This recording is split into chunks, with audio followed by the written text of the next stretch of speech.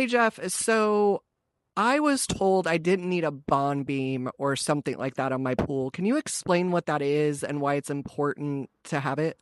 Absolutely, and that's a fantastic question. I would say whoever told you you don't need a bond beam probably hasn't installed a lot of pools.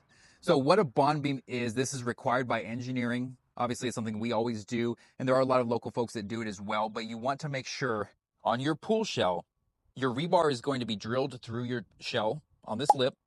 The concrete is typically going to be a 12 by 12 beam that's going to encapsulate the shell and lock that shell in place. And why that's important is if you don't do a bond beam and you only put your rebar through your shell, if that concrete shifts or anything happens, now it's pulling tension on that pool shell. We've even seen it where it's pulled shells apart.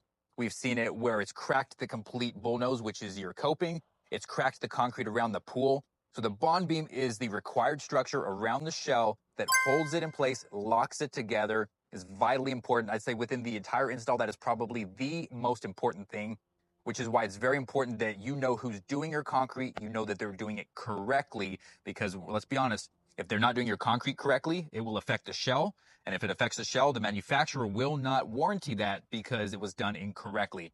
So if you ever have someone tell you, hey, we don't do the concrete, you have to find your own person, whatever, just know you yourself will be on the hook to ensure that that's done correctly. And if you have an issue, they're going to say, sorry, you did it yourself, or it was not our contractor, and they're going to wash their hands of the warranty. So extremely important. Make sure that that's happening on any job you have. And if you have any questions on how this is supposed to look, even if you haven't gone with us, give us a call here at Staycation. We're happy to review it with you.